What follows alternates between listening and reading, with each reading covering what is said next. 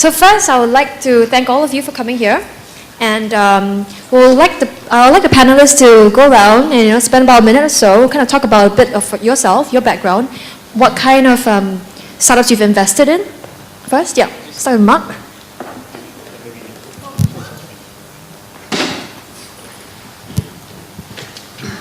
Hi, my name is Mark. I started off as an academic, and then I got involved in a series of different startups, and I've helped them from concept to IPO. So what I do now, I spend most of my time mentoring and in looking at investment opportunities in Asia, Israel, and the United States. So I'll be happy to address any questions you might have. Thanks for having me. Hi, my name is Jeffrey. I do two main things. The first thing is I run a seed fund called Golden Gate Ventures in Singapore. We invest in early stage tech startups in Southeast Asia mostly. Consumer finance, consumer internet, mobile, games, software as a service, and occasionally enterprise stuff. The second thing I do is I run a idea stage incubator called Founder Institute in Singapore. So it's a 4 months long idea stage incubator where we help aspiring tech entrepreneurs build their dream companies. Thanks. Hi, good afternoon, everyone. First of all, I want to just thank, I really enjoyed today's session. I learned a hell of a lot from all the speakers. And I want to also personally thank Epi for bringing this, the crowdsourcing bandwagon to Singapore and to Asia. Just quickly, I used to work at Apple in the Silicon Valley. I came to Singapore about 17 years ago. Became a first-time entrepreneur when I was about almost 40, 39. Very lucky had an exit, was acquired a company, and then subsequently became a venture capitalist. Started another couple companies, and more recently been involved, quite active in angel investing. Done about 20 deals to date, and also involved in a digital media incubator called Fatfish Media Lab in Singapore, and also set on a number of these innovation panels, government kind of things. So very much sort of involved in the ecosystem here in Singapore and enjoying it. I'm very happy to be here this afternoon. Thank you. Thank you. So through the platform I run, SGE.io, we've been tracking the scene for the last 8 or 9 years. And one thing I've noticed over the past several years is that the scene has really grown, and we have seen much more consumer adoption in terms of being open to internet, crowdfunding obviously. So can we go back a little bit and have, first taking away from the third opportunity question, but go back to crowdfunding itself. Can we have an overview, and anyone can take this, overview of what has changed over the last several years, especially across Asia? Anyone can start. But okay, let me direct this question then. Yendu, I know you've invested in the crowdfunded startup before, so maybe you might be a bit more, Yeah. And you've seen the scene, especially in Singapore and around the region. Sure. Actually, this is a recent company. We're actually looking to get some crowdfunding, but I think particularly on Kickstarter. And I think the reason for crowdfunding are multiple, and as I'm learning today throughout the day. But one of them, one is is of course capital, right? Which is quite critical to a new project. But I think just as important, if not more important, is actually market validation and early customer acquisition and early product advocate of your project. So I think those are just as important aspects, if not more. So I think, if you have an innovative project that's looking for early adopters, I think crowdfunding is probably the way to go. And it complements the other more traditional methods of fundraising. That's my personal point of view. Yeah, I think it has changed a lot over the past few years. I have a history with film, so my background is a little bit to do with movies. So I think in addition to Kickstarter, there is another one called Indiegogo. There are much more moving images projects that go to Indiegogo, and both sites are quite mature now. So there is a lot of eyeballs, a lot of traffic. So it's becoming quite interesting for entrepreneurs. And I think on the personal front, I think in addition to Pirate 3D, which you have probably seen or they have presented here, which is the latest craze from Singapore, there are a number of startups planning to launch either on Kickstarter or Indiegogo.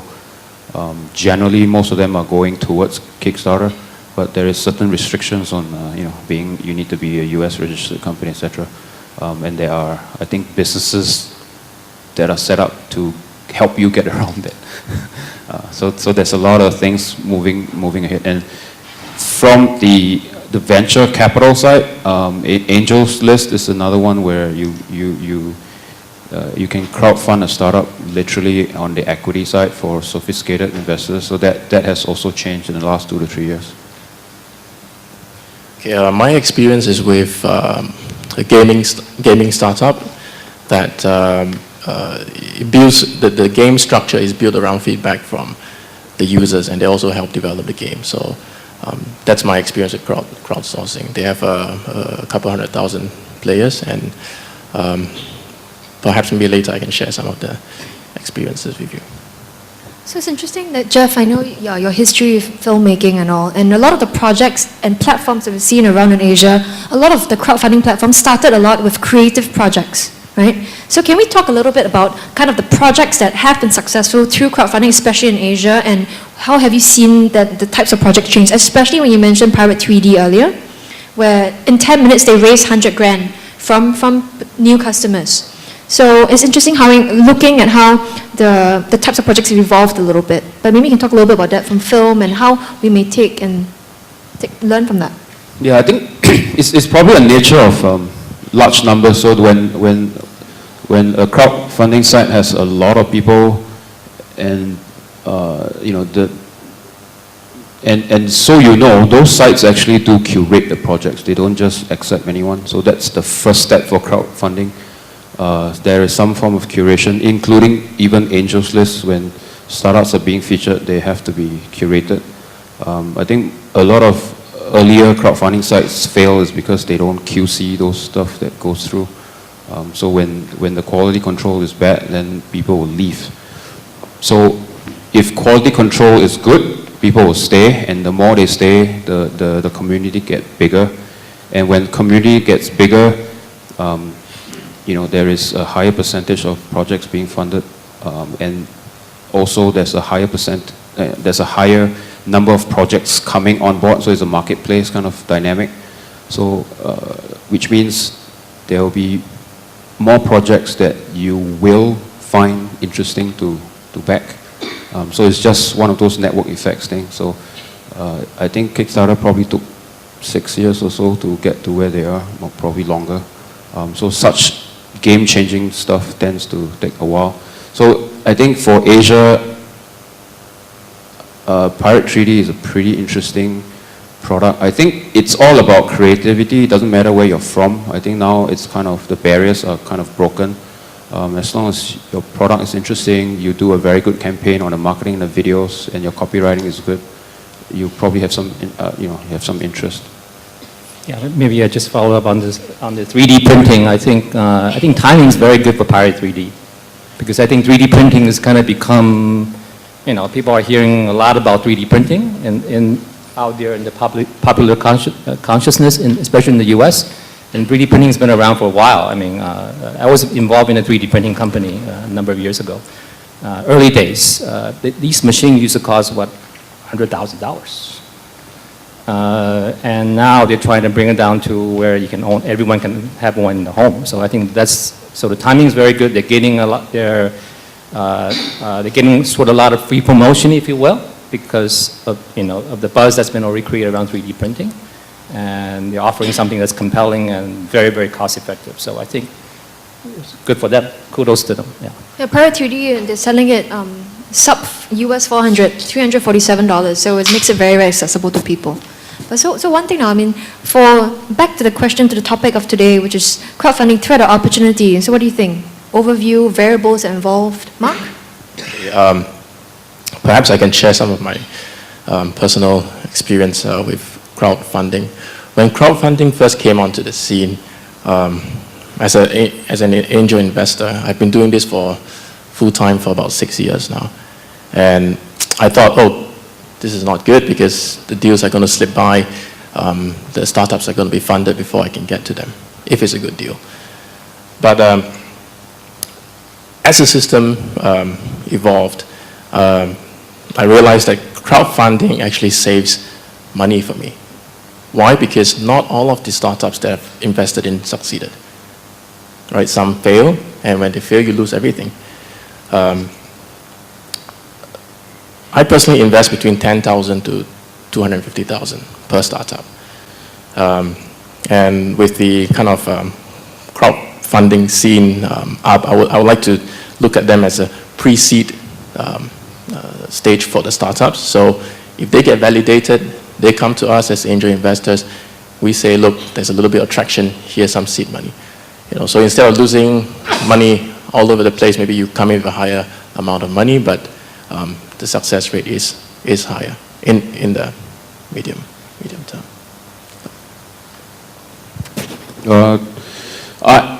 I think it's a good thing for founders. So I'm more of a founder kind of venture capitalist. There are, it's a good place to validate a product, and sometimes raising money really is a pain in the ass. So it's better to raise capital from the customers, much better. But if you notice the big projects that were crowdfunded, they were all venture funded too. So Pebblewatch raised 15, Pirate also raised from Red Dot, Mr. Low, and the gang. So it is literally a way to show that there is validation, and that also means if the campaign is good, it's good for the founders because the valuation is probably going to go up. So to me, I like that. Now, if they want to properly capitalize their company and properly move to a growth path, seeking capital with value add or strategic value is probably what they want to do. So they will still raise capital even though they raise capital from these crowdfunding sites. Can I ask a quick question? How many were here this morning and listened to, I think, Darren? CrowdQ. It was a company. I think it's the first and only, I think, equity crowdfunding company, right? In the world so far because of the regulation. I guess London is more open. So one of the things that I took away from that is that basically what he said is that some of the projects, the companies that got funding, not only did they get the money, but they got a lot of free advice. They got people to open the doors for them, people that actually invested in the projects. So I think, again, think about crowdfunding not as just the monetary part, but tapping into the intelligence of the crowd, the wisdom of the crowd, right? How they can help you in one way or another. So again, it's not either or. To me, I think I would encourage some of my own startups to actually tap into the sources of crowdfunding for not only for the money, but for other reasons as well that we mentioned earlier. So when companies when startup founders are pitching to you now, do you actually tell them that, hey, maybe you should just go to crowdfund first? Yes. Generally, it's one of those, if it's a hardware play, chances are that it's a better play because they do need a lot of capital. Sometimes if you don't understand market validation or you don't get it yet, this kind of campaign actually is a good way to test. So yeah, I typically do ask them to do that. Yeah, I would say it depends on the kind of project. So I think hardware is a good one.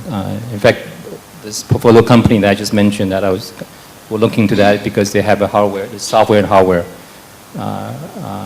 It's a new category of product. So I think that's something, again, validation and early adopter acquisition, I think, are important criteria. Anything to add, Mark? No, okay. So for crowdfunding itself then, how do you see it evolve in the future, especially in Asia or connected to the US and Europe, or just the world at large? Okay. Let me just say a thing or two about that. I think, again, Asia, just in terms of the overall technology adoption, internet adoption, I think Asia generally lags the US and the West by, I don't know, about 10 years or so, 5 to 10 years. Although, I mean, China was, very, what, internet started in what, 1995? Netscape, right? The launch, IPO of Netscape. China, the internet didn't take off until, probably mid-2000, so about 10 years. But China is really catching up really fast. I mean, I was just listening to a talk by the ex-CTO of Alibaba just a few weeks ago here in Singapore. And the e-commerce in China, the revenue is going to surpass, I think, US this year, if not already. So they're advancing very quickly. And the culture of crowdsourcing, crowdfunding is going to come as well. I mean, it's also, of course, it started in the US with things like projects like what's open source, the open software, source software, right? Remember that? Wikipedia information. Open innovation like Innocentive, right? And open design like Threadless, those kind of projects, and some of those have come to Asia, and now it's crowdfunding. And so I think we're going to see that trend, and I think Asia, again, because of the rapid proliferation of internet and obviously the mobile, that we're going to see that. So I see in the next 3 to 5 years that we're going to see that happening in a big way here. Yeah, it's definitely going to come. It's just a matter of time. I think I remember, let's see, I think 2001 and 2 when the Korean movie, how many from Korea here? Okay. So when the Korean movie industry exploded because the government sort of brought in sanctions on certain foreign films, there were film production houses that crowdfund movies with the public. So they raise money from the public to finance movies. Obviously, it's sort of like they probably have 60% raised and then they crowdfund the rest. And it has been extremely popular. And at that time, nobody had really heard of such things until I think within a year, the Ministry of Finance in Korea just clamped them down and stopped them from doing it. Because they weren't regulated and they don't know how to regulate such a thing. So ever since then, the likes of Kivas, the likes of lending your money from Zopa to Lending Tree, etc. So this entire revolution is going to come. So I think the next generation of Asians will probably be looking at various channels of putting their own hard-earned money and trying to either support a cause, support something that you believe in, or expect a return of investment, etc., etc. So it will be quite a widespread of stuff, and it's going to come, and it's going to come in a very big way. I think crowdfunding will be the de facto standard, just like how in the past in the telecommunications industry, where it takes a long time to come up with a prototype, and now you have rapid prototyping sequences. So to me, crowdfunding is rapid validation. There are too many unknowns, a lot of great concepts. So when startup founders come and pitch the ideas to us, we'll say, how much do you want? 100,000? I don't even know you can sell 10 units of subscription or 10 units of X. So go to the crowdfunding, pre-sell X number of items, and we'll talk. So I think that might be the future benchmark for success in a startup with great ideas. At this point, I'd like to kind of open up to the floor and see whether you have any specific questions that you have for our panelists. No one? Can I just mention, forgot to mention Crowd Baron, the gentleman that we met over there. Yeah, that who's actually, I think this is the first in the world that's doing this, right? Someone's doing this. In Asia, okay. Okay, yeah, so crowdfunding for properties. I was just going to report, you said over time what's happened, which was interesting with your comments, but having run a platform for 7 years, before the GFC or the global financial crisis, it was relatively easy on our equity crowdfunding platform to raise capital. There was a lot of people with money around, and there were lots of entrepreneurs with lots of things they wanted to raise money for. Post that GFC, credibility and legitimacy has come into it very, very strongly. And so when you look at the raises that are on our platform now, they're all good quality raises. And so I think also with the transparency of the internet and everything that's gone on now, that there's been a huge change in the last 5 years over the type of listings that we've got, and also the fact that, as you were pointing out, that in the early stage, up to about 400,000, it's friends, fans, family and followers of the company, and then there's an occasional angel, and then as you get there and then into the next tranche, you might get a VC or whatever. So it's become a very legitimate pathway.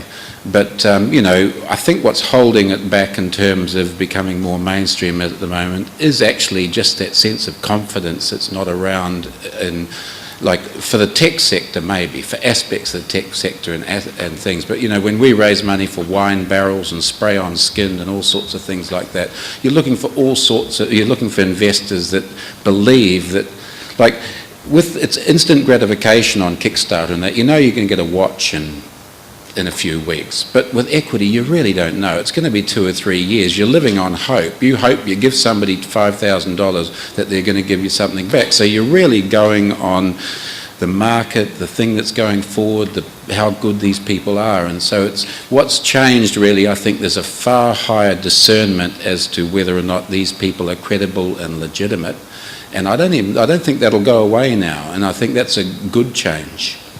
So in the US, they recently passed the Jobs Act, jumpstart up business startups. Do you think regulation in Singapore will evolve in that direction going forward? The Jobs Act. Can you say a bit about the Jobs Act? Or what is So Jobs Act basically allows companies to solicit equity crowdfunding on the internet. So till recently, you could not really do that. You could not put up a poster on your website and say that, no, this is my idea, I want funding. The Jobs Act was signed by President Obama last year. So now technically they can do that once the SEC sort of takes the next step. So do you think that such sort of regulatory evolution might happen? So companies can solicit for funding publicly? Right. So basically laying the groundwork for equity crowdfunding. And the question is? Would something like that happen in Singapore from a regulatory perspective? I think it would depend on the MAS in Singapore. But if I recall correctly, the cap is $1 million per round of funds raised. If you ask me personally, I mean, I'm not a policy maker, but how different is that from pitching at our Angels Network? Yeah, I don't know the answer to that. I mean, you need to ask MAS, I guess. But you know, but I think in Singapore, I guess historically you can solicit private money up to 50, right? 50 shareholders, something like that. Is that what it is? 50, right? So you can have 50 private, but you can't solicit publicly if you're a private company, as far as I know. So yeah, so the answer, you cannot. Yeah. I think it will take a while before Singapore get there, but it's a good thing that the Jobs Act has been passed, and it has sort of trickled down to companies like, you know, Second Market, which is powering Angels List, sort of. But they still do require you to be, you know, sophisticated or accredited. Yeah. Yeah. I mean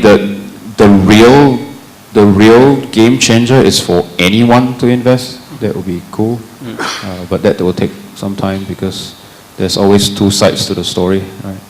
Right. I think one way to address your question would be, do every one of us here think that eventually the crowdsourcing or crowdfunding opportunity will be made available to all retail investors?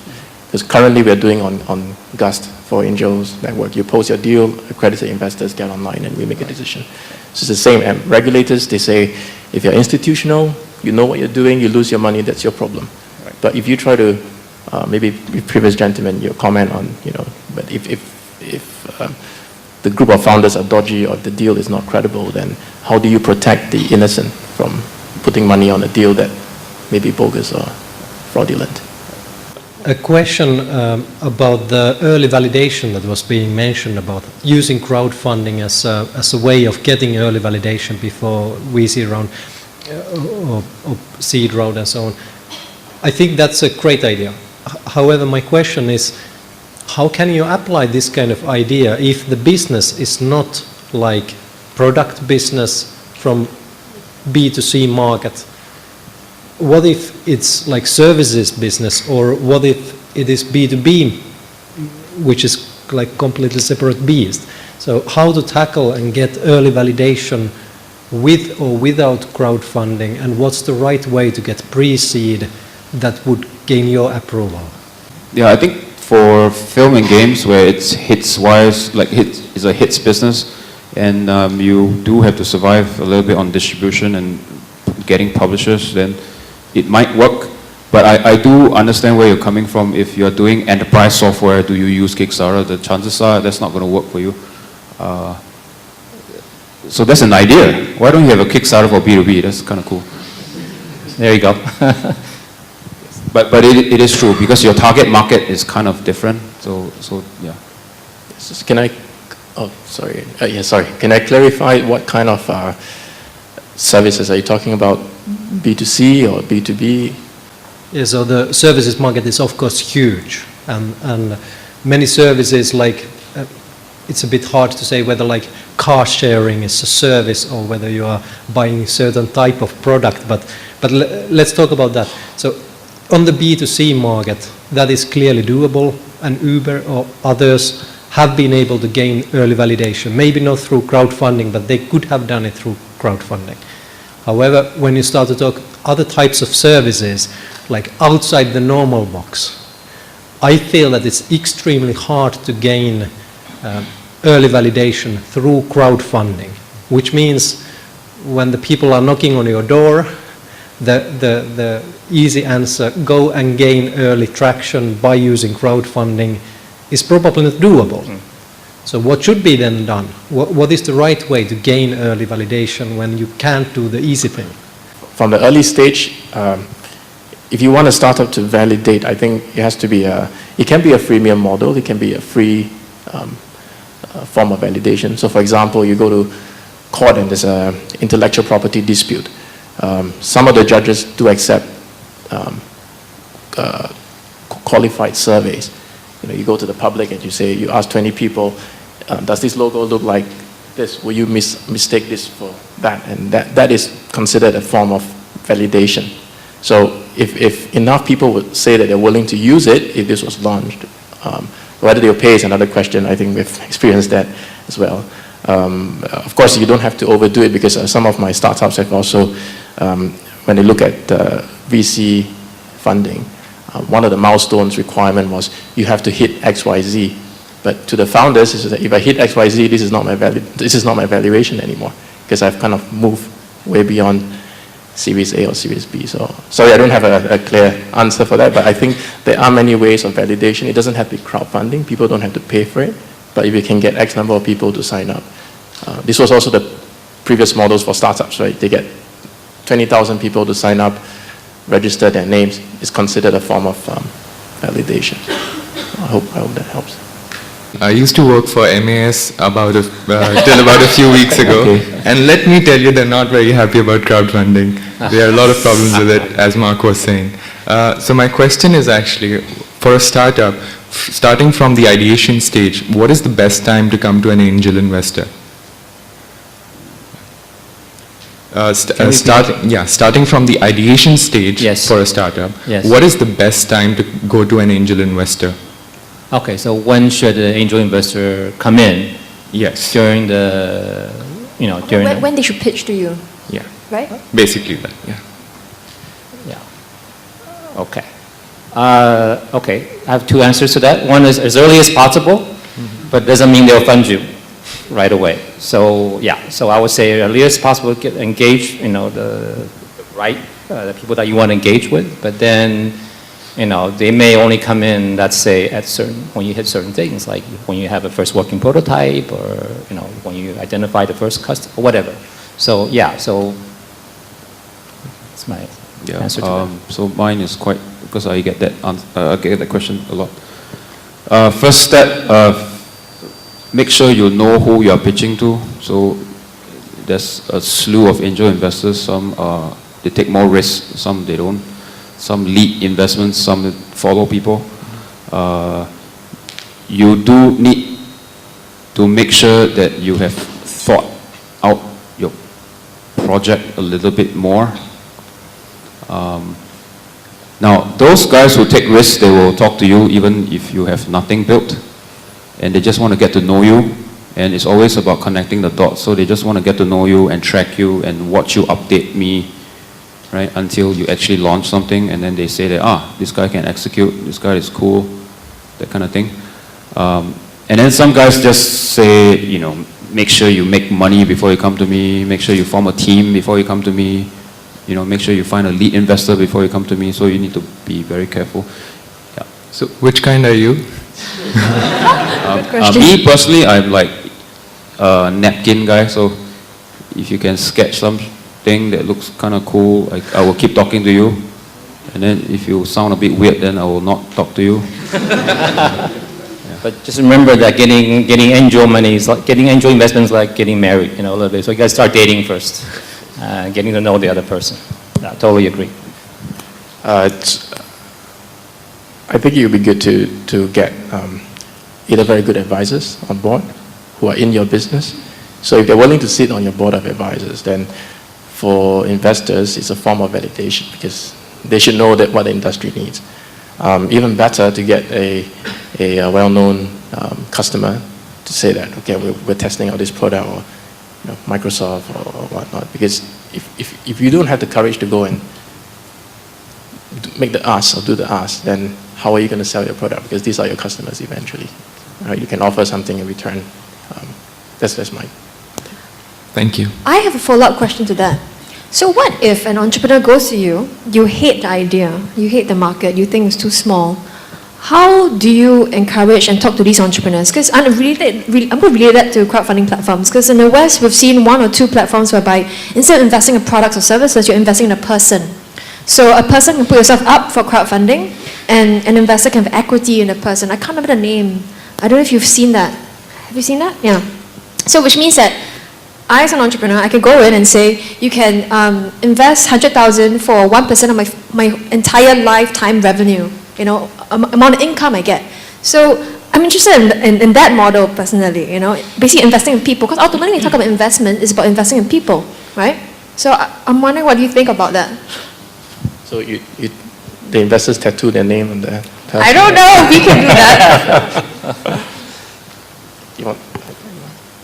I don't know if there's a clear answer to that, but I love that model. That model, I think that model is like a super long-term thing. So I've heard of that company. I've actually listened to the podcast where he was talking about it. It's a game-changing play, which means I don't know how much money he raised, but he needs to raise enough money and last at least 10 years or longer to be able to see that it actually works. So this is a very long-term thing. I think that person that founded the company is a serial entrepreneur. So he's sort of like, like this is his last thing that he's going to do. Right. So this kind of stuff takes like many years to get there. So, but I think it's pretty cool. I'm not familiar with this, but if you ask me right off my head, I'd be quite controversial. It's like modern day slavery. I buy you off now, you spend the rest of your life working for me. It may not be the rest of your life, right? We could iterate the model maybe the next 20 years or 10 years. Okay. If they can ring fence and like investors, you invest in shares, right? We see the shares. If we can ring fence this proposal, as in we can quantify and we can monitor and we know that we're not being ripped off, I mean, it is interesting. Sounds a bit like bonding in Singapore. Yeah, true. Government bonds. That's right. We were talking earlier here, or some people were talking on stage about the innovation in Asia, like whether to copycat or not and so on. So from your perspective, since you are in a very good seat to see all kinds of ideas and so on, do you see that there is enough innovation? Should there be more? And if you have to name some of the kind of radical innovation that's happening, the technologies that are out there, something that all the Western countries should be just envy about, what would you name? So where are we in Asia regarding radical innovations and radical technologies? In the West, in the U.S. specifically, you have a long history of, sort of government-funded research. Like, the internet was funded initially by DARPA, right? And then that, which in the 60s and 70s, and that, it was originally used by academia only, and very close network, and then become, in the 1990s became a public internet. Right? So in Asia, I think we're starting to see, there's a lot of focus on innovation, including Singapore, no question. I sit on a number of these panels where we fund, 250K POPs, proof of concept to projects that are coming out of the research, whether it's universities or, the national research labs or whatnot. So there's stuff that are happening. And in China too, I think there's a lot of focus now on indigenous innovation. And there's a lot of funding government for that as well. But again, Asia is behind. We're 10, 20 years behind. So that's going to come. There's no question about it. Just a question of timing. But the bigger challenge for now, I think, is it's not invention. Inventions, things are new things that are coming out of the lab, but innovation meaning them bringing them to market and commercializing them. And that's another piece that's very, very important. And so we're seeing both of those. And I think, again, I think, it's a question of timing. I think things are happening, and I see them happening now. I think it depends on the culture. Over the past maybe 10 years in Singapore, it's always been, this model work in the US, and they may try to replicate it and monetize Asia. And this has always been the Chinese model. So the Chinese model, they're usually more practical. You don't go for very kind of high concept, high kind of the big picture. They kind of, if this can make money, I'll do it and I'll keep repeating and I'll just be successful. So I think it depends on the culture of where it is. To me, I feel that Silicon Valley is still the forefront because culturally in the United States, people support the underdog, right? So I just spoke to one of the founders in Dubai. His company is making about $200 million a year now. And he said the only reason why he succeeded was because in the United States, they like the underdogs. So they say, if you can do a good job, I'll give you the contract, right? But you go to a more risk-averse culture, people might say, well, I'd rather work with the big boys and, I may not get fired or I want to. So it really depends. I think that the general culture will shape the type of innovation that will be brought to the market, not the other way around, because you will be a very lonely person you can't change the world overnight. So to me, I hope it answers the question. It really depends on the environment. Right? So I have a lot to say, but let me try to keep it simple. First thing is, most startups fail because they don't get to product market fit in a large enough market. And when you sit here, de facto, there's no market, right? But there are many entrepreneurs that I know that wants to start businesses in Singapore first and then go out. And that's actually extremely hard to do. So in terms of culture, there is a huge culture difference.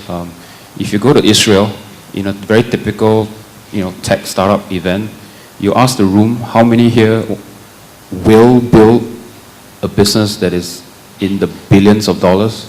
Half the room will put up their hands. Here, zero, if not one, and he's probably smiling while he put up his hand. So culturally, that's a little bit off already, right?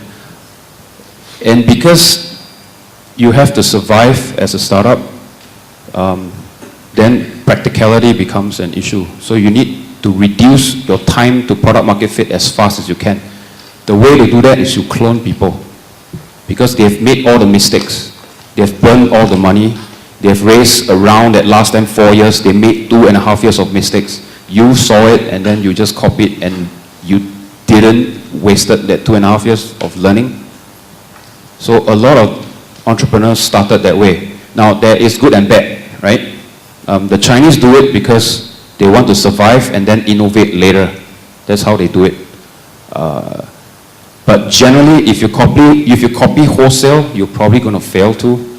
So it's an 80-20 thing. 80% copy, 20% differentiation. That could be localization, that could be some ways of tweaking it along the way. Because people don't want to work for a company that is not innovating, right? If you're copycats, it's not very interesting. So there's always that kind of thing. But as far as pushing the envelope, sad to say, the Bay Area attracts the best talent for quite a long time already. It's very similar to LA, where they attract all the film guys for a long, long time. So people who dare to think big, they tend to be that side, not here. So that's why you don't see that kind of balance. Let me just add, yeah, I think this is a very interesting question, a great question. And let me just add, okay, there are basically two types of innovations, right, or inventions. One is, like in the medical field, you need some basic, breakthrough in what molecular biology or something to come up with a breakthrough product. On the internet, it's primarily about business model innovation. So again, innovations, inventions or breakthrough or disruptive innovations requires a few things, right? It requires intellectual capital, like world-class universities where IPs are created. It requires financial capital, right? Funding. It requires talent. It requires entrepreneurs. It requires a market, right? So those are the components of a successful innovation. I mean, bringing something successfully to the marketplace and commercializing it. So we need all those five. Obviously, Silicon Valley is very mature in all of the above. In various parts of the world, there are different stages of that. Just a small case study. A number of years ago, there were three founders came and talked to me. They were from Creative Technologies, and they wanted to build the Google Glass. This was before the announcement was made. The project fizzled out because they didn't get the support they needed. They go around, people say you're crazy, or they come up with 10 reasons why it wouldn't work. So, I think culturally, if there was somewhere else where people were more open to new ideas, the outcome might have been a little bit different.